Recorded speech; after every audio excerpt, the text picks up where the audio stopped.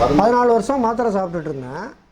3 வருஷம் மாத்திரை சாப்பிடாமல் வண்டி ஓட்டிகிட்டு இருந்தேன். எல்லாமே சலூன் கடை தான் வச்சுருக்கேன். சலூன் கடையில் வேலை செஞ்சேன். டயர்டே இல்லாமல். இடையில பாதத்தில் ஒரு கட்டி வந்தது. அது சார் இதை காமிச்சப்போ நடக்க முடியாது, சரியாக போயிடும் அப்படின்னாரு. அப்புறம் ரொம்ப பெருசாகி சீல் விழுந்து நடக்க முடியாமல் போயிட்டேன்.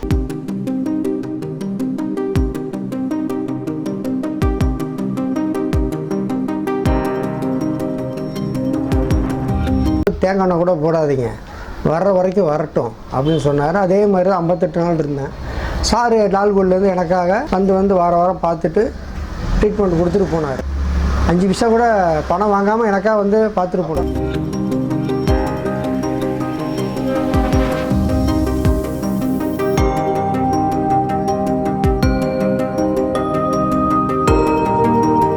இப்படிலாம் நடக்குமா அப்படின்னு நீங்களே பதறுவீங்க. அந்த மாதிரி நடந்துச்சு.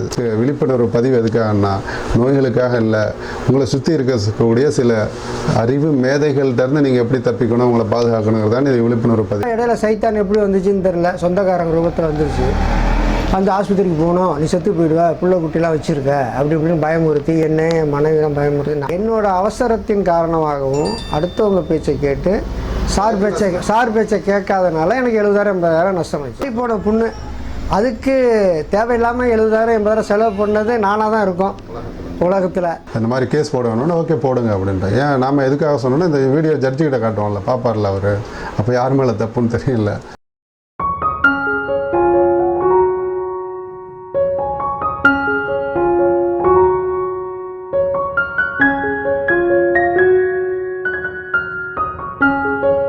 நம்ம பார்க்க போகிற பதிவு என்னென்னா, ஒரு வித்தியாசமான பதிவு. இப்படிலாம் நடக்குமா அப்படின்னு நீங்களே பதறுவீங்க. அந்த மாதிரி நடந்துச்சு. விழிப்புணர்வு பதிவு எதுக்காகன்னா, நோய்களுக்காக இல்லை, உங்களை சுற்றி இருக்கக்கூடிய சில அறிவு மேதைகள்கிட்டருந்து நீங்கள் எப்படி தப்பிக்கணும், உங்களை பாதுகாக்கணுங்கிறதான் இது விழிப்புணர்வு பதிவு. என்ன நடந்துச்சு அப்படின்னு சொன்னோம்னா, இவங்க பேர் வந்து மோகன்தாஸ், பொன்மலையில் இருக்காங்க. காலை வெட்டி எடுக்கிற அளவுக்கு காலில் ஒரு பெரிய புண்ணு வருது. பொறுமையாக இருக்காங்க. அந்த பிரச்சனை எந்த அளவுக்கு ரெக்கவரி ஆயிடுச்சுன்னா 99.5% சரியாயிருச்சு. 0.5% தான் அங்கே இருக்குது. அதை ஒரு சொந்தக்கார ரூபத்தில் ஒரு ஆள் வந்து அவரை பயமுறுத்தி எங்கே கொண்டு போயிட்டு கிழிச்சு அறுத்து இன்சுலின் போட்டு ஒரு 80,000 ரூபா செலவு வச்சு, அந்த 99% ₹1 செலவு இல்லாமல் ஆறிடுச்சு. பொறுமையாக இருந்தாங்க. அந்த 0.5% இருக்குல்ல, 80,000 ரூபா கிட்டத்தட்ட செலவு பண்ணி திரும்ப அவர் நோயாளியாக மாறிட்டார். இப்போ இன்சுலின் போட்டுக்கிட்டு நோயாளியாக வாழ்ந்துட்டுருக்கார். இது ஒரு பெரிய கதை, முழுசாக பாருங்கள், புரியும். தலையில் அடிச்சுக்கிற மாதிரி இருக்கும். அந்த இயற்கை எவ்வளவோ நல்லது செய்யுது. அந்த இறைவனுடைய ஆசீர்வாதமும் அவளுக்கு கிடச்சிருக்கு. நம்ம தொடு சிகிச்சையில் 3 வருஷமாக வந்து சுகருக்கு மருந்து மாத்திரை இல்லாமல் இயற்கையாக வாழ்ந்துக்கிட்டு இருக்காங்க. ஆரோக்கியமாக இருக்குது. இப்போ இடையில நிறைய பிரச்சனை வருது அவங்களுக்கு. அந்த ஜுரம் வருது, டிசென்ட்ரி வருது, புண்கள்லாம் வருது. எல்லாமே தானாக சரியாயிட்டுருக்கு. ஆரோக்கியமாக வாழ்ந்துட்டுருக்காங்க. என் பேர் மோகன்தாஸ். உங்கள் பேர் என்ன? மோகன்தாஸ். மோகன்தாஸ். எங்கேருந்து வரீங்க? பொன்மலைப்பட்டி, திருச்சி. திருச்சி பொன்மலைப்பட்டி. சொல்லுங்கள், எவ்வளோ நாள் இங்கே வரீங்க? இங்கே ஒரு 1.5 வருஷம். 1.25 வருடம். இதுக்கு முன்னாடி 15 வருஷமாக சுகருக்கு மாத்திரை சாப்பிட்டேன். காலையில் 2, இரவு 2, 4 மாத்திரை, சத்து மாத்திரை ஒன்று. அது அப்புறம் 2ஆவது வாரம் நம்பிக்கை இல்லை, அப்படியே நம்பிக்கை இல்லாமல் 3 வாரம் வந்தேன். அப்புறம் எனக்குள்ள ஒரு மாட்டம். எனக்கு 3ஆவது வாரம் தான் நம்பிக்கை வந்தது. சுறுசுறுப்பு 2 வாரம் நம்ம இதே மாத்திரை சாப்பிடும்போது 8 மணிக்கு சாப்பிடலைன்னா கை ஆடும்.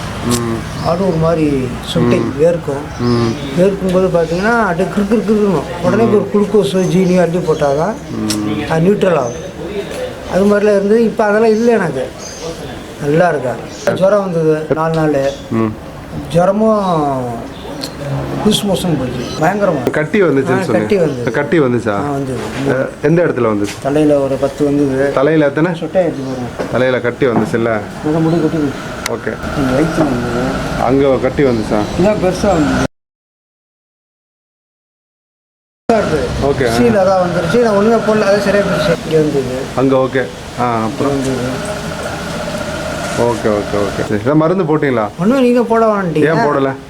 எனக்கு இங்கே வந்து பழகி போச்சு. ரொம்ப நல்லா இருக்கேன். நான் நிறைய பேர்த்த அனுப்பிச்சிட்டேன். சந்தோஷமாக இருக்கேன். முன்னாடி எனக்கு கண் ஒரு மங்களாக இருக்கும். இந்த மாத்திரை சாப்பிடும்போது சாயந்தரம் ஆகிட்டா க்ளீனாக இருக்கும், லேசாக சைடு அடிக்கும். இப்போ அது நல்லா பளிச்சுட்டு முன்னாடி போட சொன்னாங்க.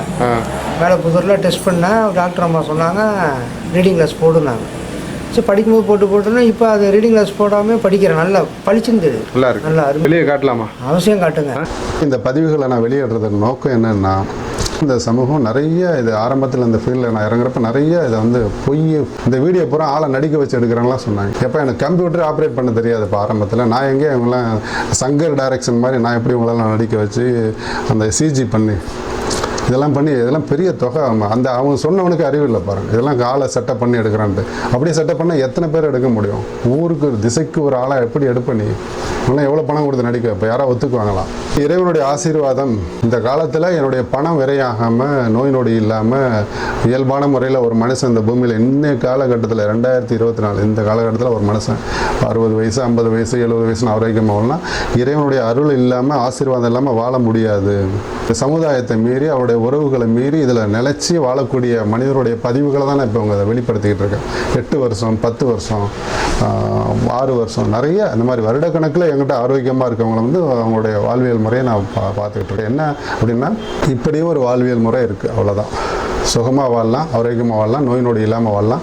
இது இறைவன் நாடக்கூடியவர்களுக்கு கிடைக்கும் அப்படின்றது எனக்கு இப்போ புரிஞ்சிச்சு. ஓகே, இது நீண்டுக்கிட்டே போகும். இப்போ என்ன சொல்ல வரோம் அப்படின்னா, இவருக்கு அந்த புண்ணு வருது, ஓட்டை பெருசாகி சீல் வந்துக்கிட்டே இருக்குது.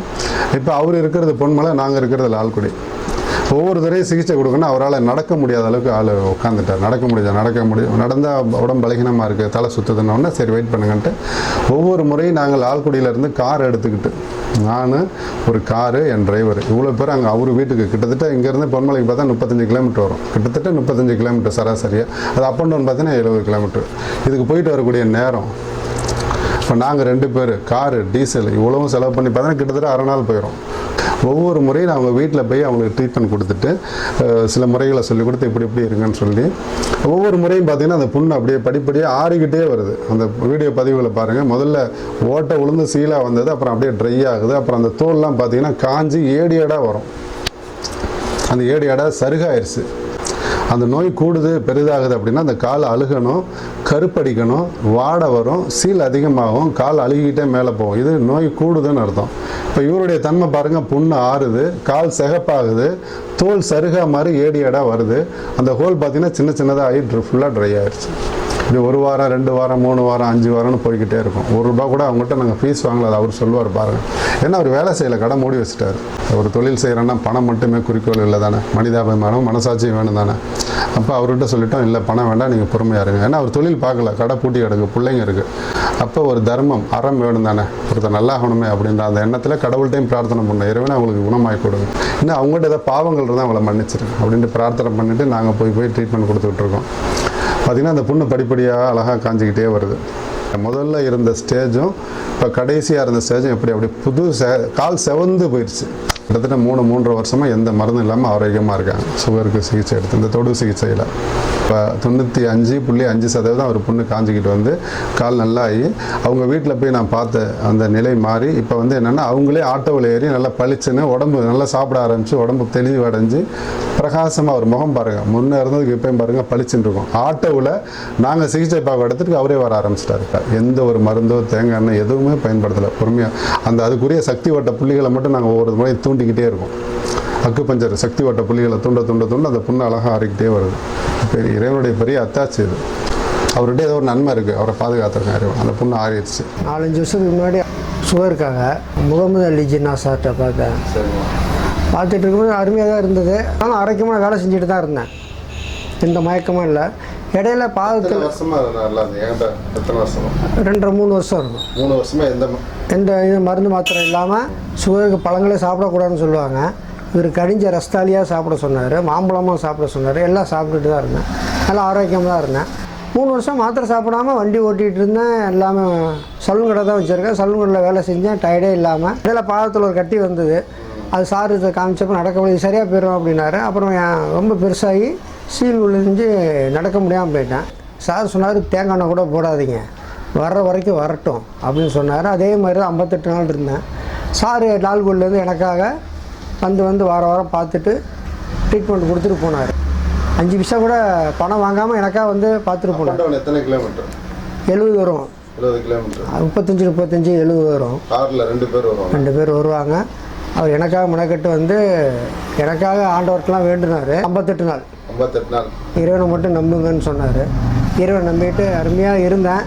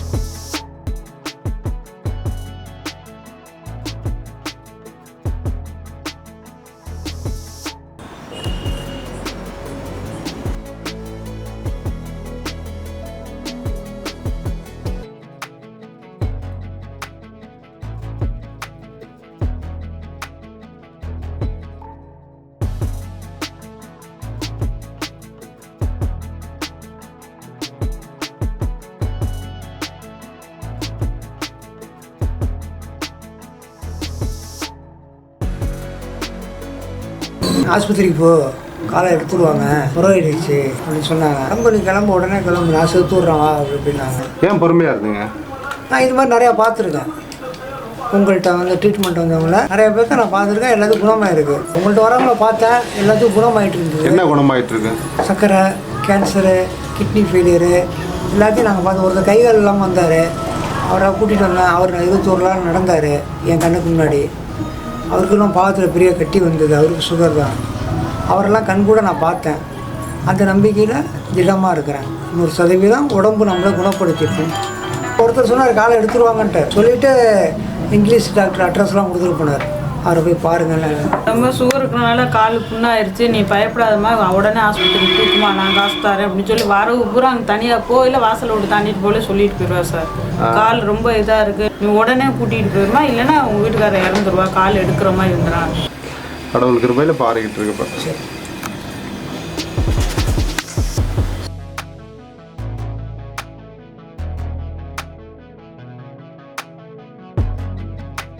டெய்லி பார்ப்பேன் வந்து. எப்படி இருந்துச்சு புண்ணு ஆரம்பத்தில்? ரொம்ப மோசமாக இருந்துச்சு. அப்படியே காலை ஆட்டினா கொடன்னு சீல ஊற்று. ஆமாம் ஆமாம், காலை ஆட்டவே முடியாது, ரொம்ப பெருசாக இருந்துச்சு.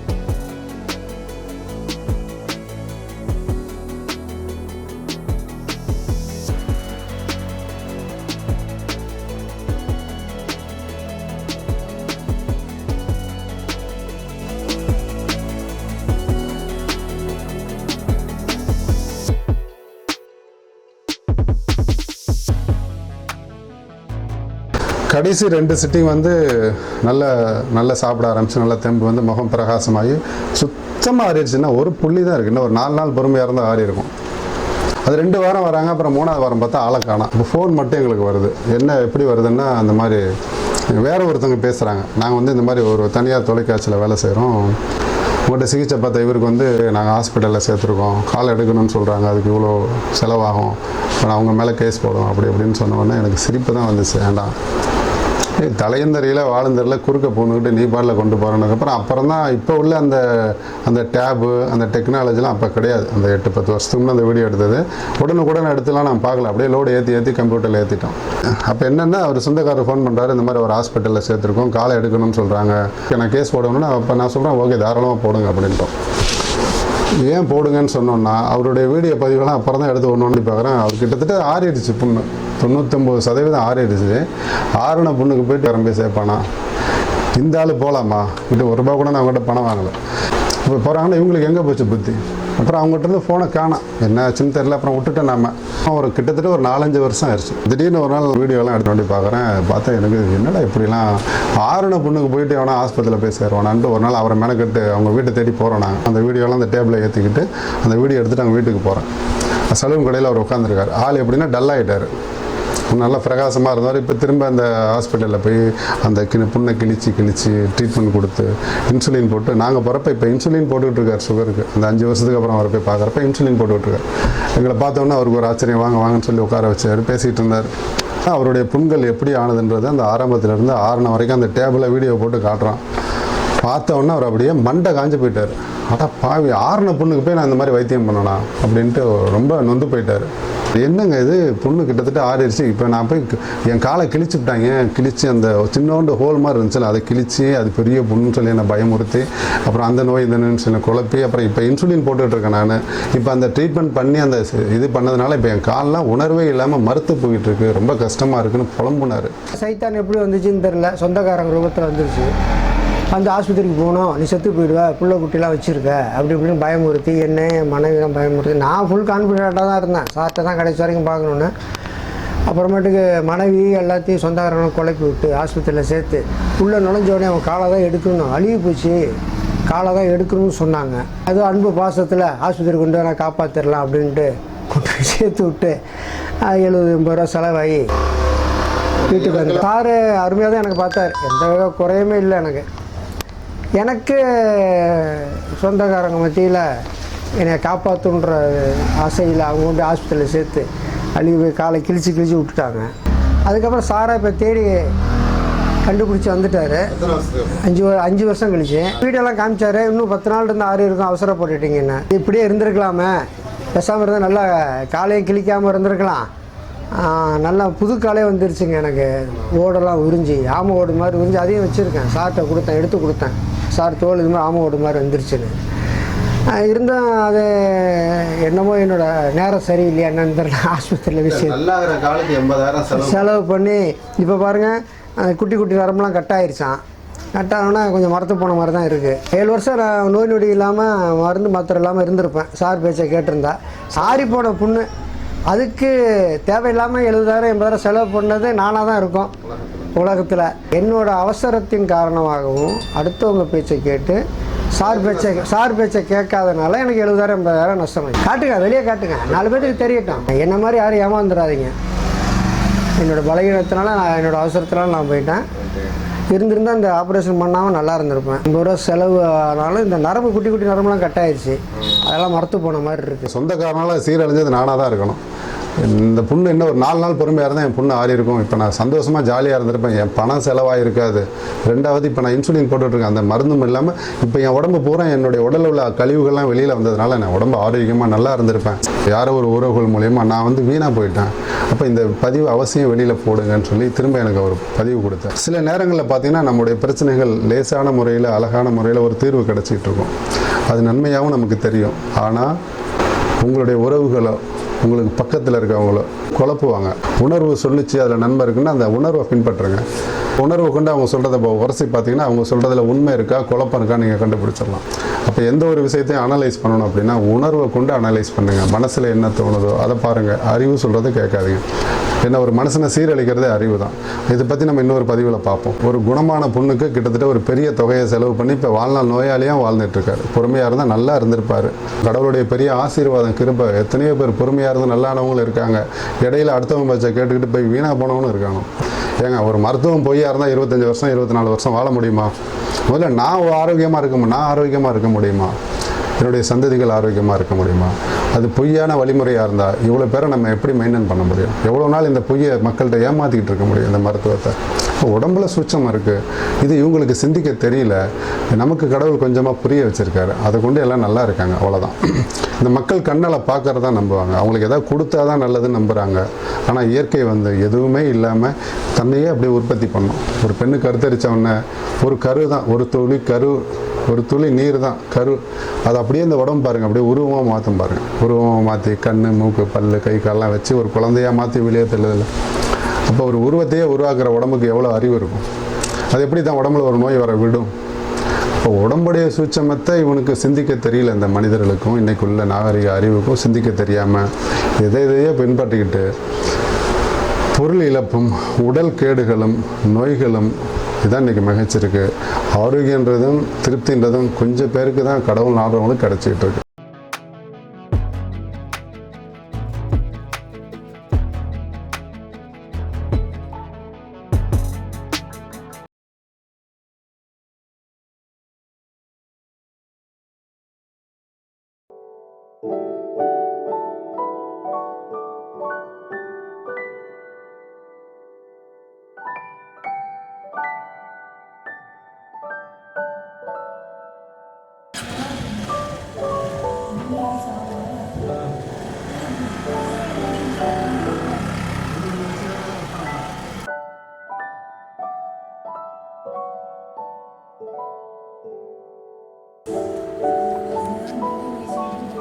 வயசுக்கு மேலே தான்